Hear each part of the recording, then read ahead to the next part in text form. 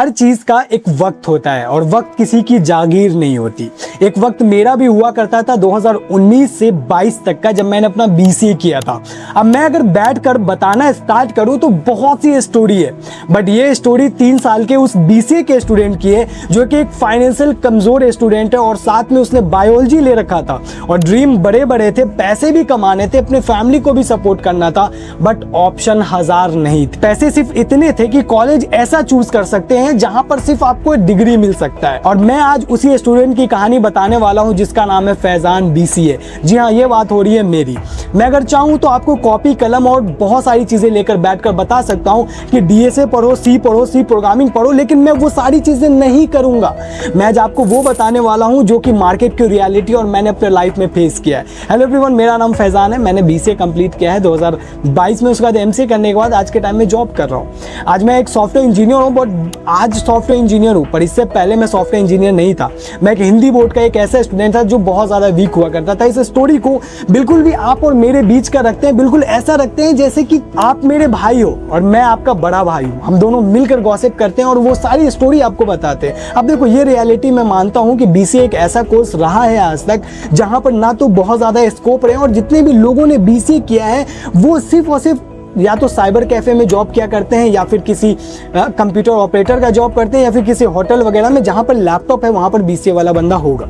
ऐसा मैं मानता हूं और ये रियलिटी भी है। मैंने 12th क्लास में बायोलॉजी ले रखा था। मेरे पास बहुत ज़्यादा ऑप्शन अवेलेबल नहीं थे, या तो मेडिकल में जाना था या फिर आईटी में आना था। अब देखो, मेडिकल में जाने के लिए थोड़े पैसे चाहिए, तभी एक आप अच्छा कोर्स कर सकते हो, अदरवाइज आप बहुत एवरेज रह जाते हो। तो मैंने बहुत सारे कोर्सेज फाइंड करने स्टार्ट किए, बहुत सारे ऑप्शंस मेरे को दिखे, बट एट द एंड मेरे पास एक ही ऑप्शन बच रहा था, बीसीए करने का। तो मैंने प्लान किया कि एक काम करता हूँ, बीसीए कर लेते हैं। बीसीए करने के बाद सरकारी नौकरी की तैयारी करूंगा, एंड अगर सरकारी नौकरी ना हुआ तो बीसीए के जरिए कहीं ना कहीं जॉब मिल ही जाएगा। लेकिन मैंने एक चीज देखा था कि मेरे सराउंडिंग के जितने भी मेरे अड़ोस पड़ोस, चाचा भगना ये हैं, वो सारे लोग या तो बीसीए करने के बाद कंप्यूटर में कुछ कर रहे हैं, जैसे कि ऑनलाइन अपना दुकान खोल रखा है, फोटोकॉपी की दुकान खोल रखी है, ऐसे वैसे कर रखा है। तो मेरी मेंटालिटी भी वही थी कि अगर कुछ ना हुआ सही तो दुकान तो कर ही लेंगे। बट पता है, मार्केट में जब आप किसी चीज को शिद्दत से चाहते हो ना, तो आप उनसे बहुत ऊपर पहुंच जाते हो। मैंने शिद्दत से इस चीज को चाहा था कि बीसीए में शिद्दत से करूंगा, और मेरे पास हजार ऑप्शन नहीं थे, मेरे पास इतना भी पैसा नहीं था कि एक लैपटॉप ले सकूं। बट चलो आगे बताते हैं वो सारी चीजें। 2019 में एडमिशन के लिए कॉलेजेस खोजना स्टार्ट किया, बहुत सारे लोगों को पकड़ा, कई सारे दलाल थे, बहुत सारे थे, सभी फीस ज्यादा बता रहे हैं। तो कहीं पर यह बताया जा रहा है कि यार लाख है, कहीं 1.5 लाख है, कहीं कुछ फीस है, कहीं 80,000 है, कहीं 90,000 है। भाई मैं अफोर्ड ही नहीं कर पा रहा था। वैसे आज के टाइम में online degree one of the best option है, और अगर आप भी प्लान कर रहे हो ऑनलाइन डिग्री का, इंडिया में बहुत सी यूनिवर्सिटीज है जो कि ऑनलाइन डिग्री प्रोवाइड तो कर रही है, बट हमें कितना ज्यादा कॉम्प्लिकेशन होता है, फीस, एफिलिएशन और प्लेसमेंट, बहुत सारी चीजों को पता करने के लिए। बट अब टेंशन की बात नहीं है, ऐसे में आपकी हेल्प करता है कॉलेज विद्या, मिड कॉलेज विद्या, एक ऐसा प्लेटफॉर्म जो कि बिल्कुल फ्री है, जहां सिर्फ UGC approved online universities listed है, कोई फेक नहीं, कोई बायस नहीं। यहां आपको मिलता है UG, PG, executive, MBA, doctorate, job guarantee programme and बहुत कुछ। सबसे इंपॉर्टेंट बात तो यह है कि यहां पर आपको 100+ यूनिवर्सिटीज को 30+ पैरामीटर पर कंपेयर करने का ऑप्शन मिलता है, जहां fees, placement, course, ranking, EMI options, content, सब कुछ एक जगह पर मिलता है। सिर्फ 2 मिनट में बेस्ट ऑनलाइन यूनिवर्सिटी आप चूज कर सकते हो। यहां आपको फ्री एक्सपर्ट करियर काउंसलिंग मिलता है, जो आपके प्रोफाइल को देखकर बेस्ट ऑनलाइन यूनिवर्सिटी और कोर्स सजेस्ट करता है। इवन एडमिशन के बाद भी यहां के एक्सपर्ट आपका सपोर्ट कभी नहीं छोड़ते। प्लेसमेंट सपोर्ट वर्थ 5,999, यानी एब्सोल्युटली फ्री है भाई। और अगर कभी यूनिवर्सिटी पसंद ना आए तो कॉलेज विद्या के एक्सपर्ट सीवी एश्योर्ड फीचर से आपके फीस रिफंड दिलवा देते हैं। Zero tension and full protection, scam से बचोगे, free mentor counselling, detailed comparison, free placement, pre admission tools, post admission tools, कितना कुछ है। और अगर डिस्क्रिप्शन में दिए गए लिंक से रजिस्टर करते हो तो 20,000 तक का आपको सब्सिडी मिलने वाला है। बेस्ट यूनिवर्सिटी चूज करने के लिए कॉलेज विद्या से अच्छा प्लेटफॉर्म आपको नहीं मिल सकता, जो बिल्कुल ही फ्री प्लेटफॉर्म है। ये ऑफर बहुत ही कम टाइम के लिए रह गया है, तो बेस्ट यूनिवर्सिटी चूज करें और अपने करियर को लॉक करें। तो भाई लेट किस बात का, डिस्क्रिप्शन में लिंक दिया हुआ है, तो जाकर जल्दी से जल्दी रजिस्टर करें और अपने फ्यूचर को लॉक करें। मैंने हजार ऑप्शन देखे, मेरे पास ऑप्शन नहीं मिल रहा था क्योंकि मेरे पास उतना पैसा था ही नहीं। मैं क्या करूं, मेरे पास कुछ समझ में नहीं आ रहा। मैंने घर में डिस्कशन किया, सभी ने बोला एक काम करो, बिहार स्टूडेंट क्रेडिट कार्ड ले लो। बिहार स्टूडेंट क्रेडिट कार्ड से फीस दिला जाएगा, ठीक है, कॉलेज का, बट रहने खाने के लिए भी तो पैसे चाहिए, 8-10 हजार रुपया बाहर अगर रहते हो तो लास्ट में मेरे पास कुछ ऑप्शन नहीं बचा, तो मैंने जाकर पटना में एडमिशन ले लिया। IIBM नाम है मेरे कॉलेज का, जहाँ से मैंने बीसीए किया है। कॉलेज बहुत अच्छा है, कॉलेज ख़राब नहीं है, बट वहाँ पर 3 घंटे के क्लासेस मेरे लगते थे उस टाइम में। एंड उसके बाद आपको एक बिहार से आप क्या एक्सपेक्ट करते हो, एक ऐसे स्टेट से आप क्या एक्सपेक्ट करते हो जहां पर आपको ना तो एक आईटी सेक्टर है, ना ही वहां पर एक कॉल सेंटर भी है। आज के टाइम में थोड़े बहुत बन रहे हैं या फिर हैं, बट उस टाइम तक कुछ भी नहीं था। और ना ही मेरे पास एक अच्छे मोबाइल फोन्स थे ताकि किसी और स्टेट का पता कर सकूं बैठकर, और ना ही वैसे रेफरेंस थे कि जिससे पता लग जाए कि भाई वहां पर ऐसा ऐसा कुछ होता है। तो मैंने लास्ट में जाकर पटना में एडमिशन ले लिया। मुझे याद है कि 5 अगस्त का टाइम था, 5 या 6 अगस्त का टाइम था जब मेरे को बुलाया गया कॉलेज में।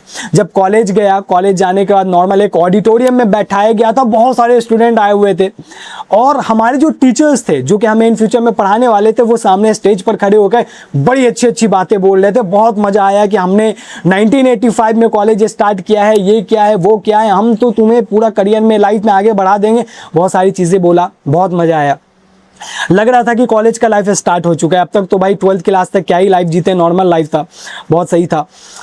सिंपली स्टार्ट किया। वो फर्स्ट डे था। सेकेंड डे जब क्लास में गए, भैया सेकंड डे जो मेरी हालत ख़राब हुई मैं अब आपको बताता हूँ।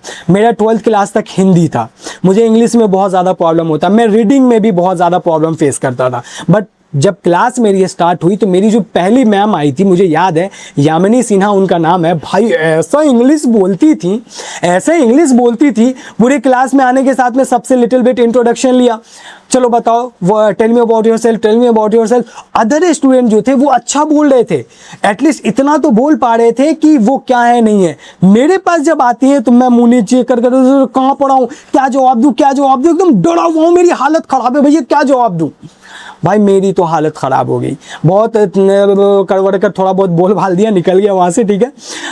पर मैं पूरे दिन क्लास में डिप्रेस्ड रहा। जब मैं क्लास से बाहर मतलब घर गया तो फर्स्ट डे था तो मज़ा भी आ रहा था, लेकिन इंग्लिश को लेकर बहुत ज़्यादा टेंशन हो रही थी। जब घर गया तो घर जाने के बाद मैंने घर में कॉल लगाया, बड़े भाई को कॉल लगाया, बोला कि भैया ऐसा ऐसा प्रॉब्लम है, मुझे कुछ समझ ही में नहीं आ रहा है, ये लोग इंग्लिश में बात कर रहे हैं, इंग्लिश में बताते हैं, इंग्लिश में पढ़ाते हैं, मुझे कुछ समझ में नहीं आ रहा है, वो क्या लिखवा रहे थे मैं लिख भी नहीं पा रहा था।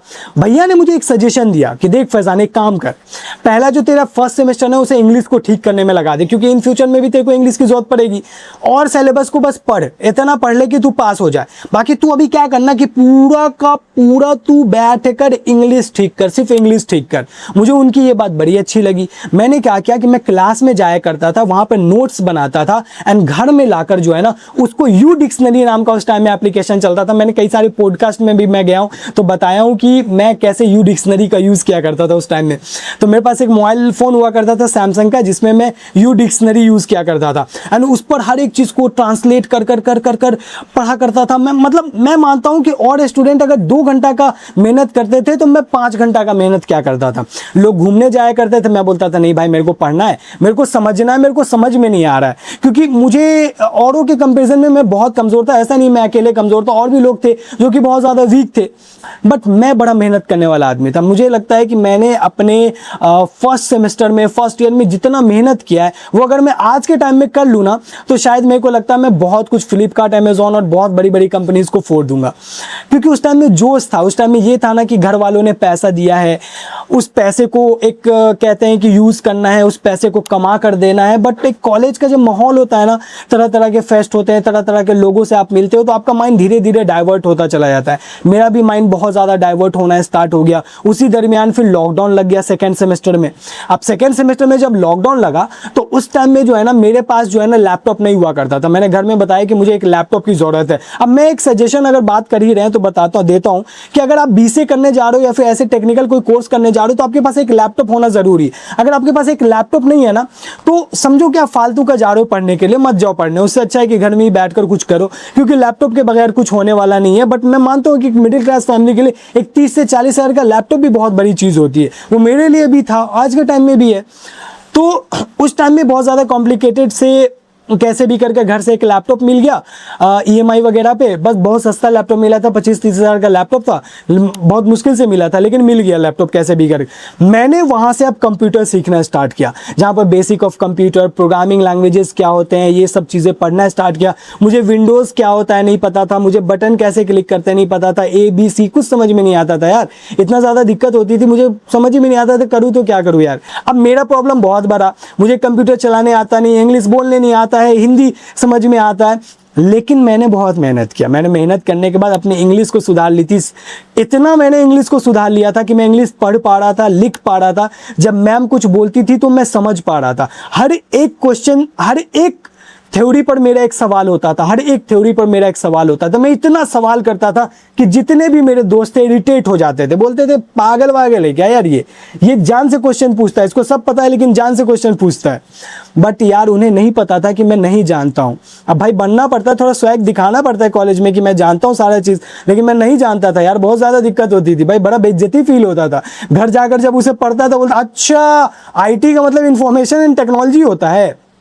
लेकिन वहीं पर और स्टूडेंट थे जिनको प्रोग्रामिंग पहले से पता था, जो CBSE वगैरह के थे, उनको प्रोग्रामिंग पता था, उनके लैंग्वेजेस अच्छे थे, उनका स्पीकिंग स्किल अच्छा था। बट मेरे साथ बहुत ज़्यादा प्रॉब्लम था। बट चलो फाइनली मैंने उन सब चीज़ों को ठीक कर लिया, सारी चीज़ें ठीक होती चली गई। बट मेरा तो लॉकडाउन लग गया था तो मैं घर में चला गया। बट घर में जाने के बाद ना मैंने अपना यूट्यूब चैनल स्टार्ट किया। देखो अब तक मेरा कम्युनिकेशन अच्छा नहीं था, मैं अच्छा बोल नहीं पाता था, कुछ नहीं कर पाता था। लेकिन जब मैंने अपना यूट्यूब चैनल लॉकडाउन में स्टार्ट किया था ना, तो मेरे अंदर वो क्यूरियोसिटी आने लगी कि मुझे सीखना है, मैं कंप्यूटर्स पढ़ाऊंगा, मैं कंप्यूटर सिखाऊंगा, मैं सिर्फ चीज़ें बताऊंगा। उस चक्कर में मैंने बहुत कुछ रिसर्च किया। मैं पूरे दिन लैपटॉप पे बैठा हुआ रहता, बहुत सारी चीज़ें रिसर्च कर रहा होता, पढ़ता रहता कि यार ये चीज़ें बताएंगे, ये चीज़ें बता देंगे, ये करेंगे, वो करेंगे। तो मैंने उस चीज़ पर बड़ा ज़्यादा मेहनत किया। मेहनत करते करते करते करते लास्ट ईयर आ गए। बट फाइनली कैसे भी कर 3 साल खत्म होने वाले थे, लास्ट सेमेस्टर का टाइम था। अब मेरे पास कोई स्किल अवेलेबल था नहीं, क्योंकि कॉलेज में जब लॉकडाउन था तो मैंने घर से इतना कुछ पढ़ाई किया नहीं था, यूट्यूब पे फोकस था। तो अब करे तो क्या करे, तो मैंने पटना में जाकर ना एक इंस्टीट्यूट में ज्वाइन कर लिया एज अ वेब डेवलपर। देखो 7,000 रुपया उन्होंने लिया था, पर मुझे इतना बिलीव है कि उन्होंने मुझे लाइफ में बहुत कुछ सिखाया। उन्होंने कुछ पढ़ाया ना पढ़ाया वो मैटर नहीं है, और उन्होंने मुझे जॉब खोजना सिखाया, उन्होंने मुझे रिज्यूमे बनाना सिखाया, उन्होंने मुझे ये बताया कि कैसे तुम जॉब खोज सकते हो। जॉब खोजना सबसे ज़्यादा डिफिकल्ट चीज़ होता है आज के टाइम में। लोगों को पता नहीं होता BCA के स्टूडेंट को कि एक्चुअली में क्या करना। उन्होंने मुझे बताया कि तुम पूरे BCA के बाद किस डोमेन में जॉब खोजोगे, आने वाले फ्यूचर में कैसे जॉब किया जाता है। तो सर ने मुझे इतना सिखा दिया। अब इसके बाद मेरा टाइम आ गया था इंटरव्यूज़ का। कॉलेज में एक भी कंपनीज नहीं आई, कुछ भी नहीं आया, एक भी जॉब मेरा वहाँ से नहीं लगा। मेरे कॉलेज में एक कंपनी नहीं आई थी, कुछ भी नहीं आया था। BBA MBA वालों का आ रहा था बट हमारा कुछ भी नहीं आया था। तो हमने विप्रो का विल प्रोग्राम में इंटरव्यू देना स्टार्ट किया। विप्रो विल प्रोग्राम में पहली दफ़ा नहीं हुआ, सेकंड टाइम में मेरा हो गया। उन्होंने 3 महीना हमें बैठा दिया। 3 महीना बैठाने के बाद हैदराबाद लोकेशन के लिए वो बुलाए। हैदराबाद लोकेशन में उन्होंने वर्चुअल हमें दिया, ठीक है। बिट्स प्लानी से MCA करवा रहे थे। तो मैंने 3 महीना तक विप्रो में जॉब किया। 3 महीना जॉब करने पर मुझे समझ में आ गया कि यार ये मैनुअल टेस्टिंग वेस्टिंग में दे रहे हैं, कुछ नहीं करवाते, पूरे दिन बैठे रहना है, बस सैलरी आ रहा है 17,000 समथिंग। मेरे को अच्छा नहीं लगा, मैंने छोड़ दिया। अब स्ट्रगल का मेरा फेज यहाँ से स्टार्ट होता है। मैंने वो गलती कर दी छोड़कर, मुझे रियलाइज़ है कि मैंने उस गलती को छोड़ तो दिया, वो तो गलती कर ली मैंने, बट अब मेरे लाइफ में सबसे ज़्यादा डिफिकल्ट टाइम आ गया। फिर मेरे को पटना में स्कोप समझ में नहीं आ रहा था तो मैं दिल्ली आ गया। दिल्ली आने के बाद यहाँ मुझे लोगों से पता चल रहा है कि भाई यहाँ पर इंटरव्यू का तो मामला ही अलग है।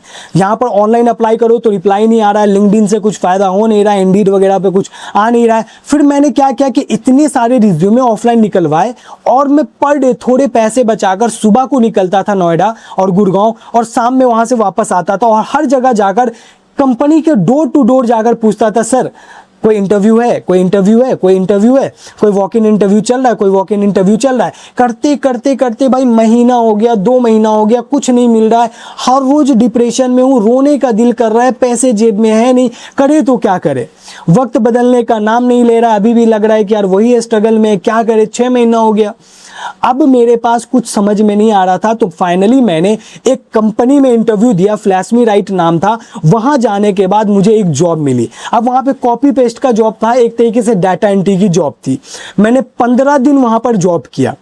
15 दिन जॉब करने के बाद मुझे समझ में आ गया कि भाई यहाँ पर भी मेरे को चूतिया बनाया जा रहा है, काटा जा रहा है। मैं वहाँ से फिर रिज़ाइन नहीं, वहाँ से तो डायरेक्ट भाग आया था। मैंने जे स्पाइडर में जाकर ज्वाइन किया, बड़ा मुश्किल से मैंने जे स्पाइडर में पैसा दिया था, बहुत मुश्किल से। मेरे भैया ने बहुत मुश्किल से जे स्पाइडर में पैसा दिया था, मुझे याद है। वो 25 से 30 हज़ार देने में उनकी भी हालत ख़राब हो गई थी, और मैं तो अलग डिप्रेशन में था, जाने आने का खर्चा इतना कुछ। फिर जे स्पाइडर में जाने के बाद मेरे को इतना रियलाइज़ हुआ कि उन्होंने प्लेसमेंट नहीं दिया, बट वो पढ़ाए बहुत अच्छा, उन्होंने पढ़ाया, उन्होंने भी सिखाया कि जॉब कैसे नोएडा में खोजते हैं। तो जब आप नोएडा में रहकर पढ़ते हो ना, तो मुझे रियलाइज हुआ कि नोएडा और पटना में लाख गुना कंपैरिजन है। लेकिन नोएडा में मैंने देखा कि लोग जॉब के लिए पढ़ रहे थे, जो तरह तरह के इंटरव्यू देने जाया करते थे, वो मुझे बोलते थे चल उसमें चल, उसमें चल, उसमें चल। तो जाकर ना इंटरव्यू देने का भी एक्सपीरियंस हो गया, समझ में आने लगा कि tell me about yourself क्या होता है, HR नेक्स्ट क्वेश्चन क्या पूछेगी, HR के क्वेश्चन क्या होते हैं, सबको रट लेता था। टेक्निकल राउंड कैसे होता है, इंटरव्यू राउंड कैसे होता है, HR राउंड क्या होता है, ये सब समझ में आ गया। इसलिए नोएडा इतना ज़्यादा इंपॉर्टेंट मैं बोलता हूँ। तो मैंने वहाँ से वो एक्सपीरियंस लिया। देन नाउ अब स्ट्रगल का और डबल फेज आ गया कि आपने पैसा ऑलरेडी 25,000 रुपये दे दिया है, 30,000 रुपये दे दिया है, और अब आपका प्लेसमेंट नहीं लगा वहाँ से। अब क्या करें भाई?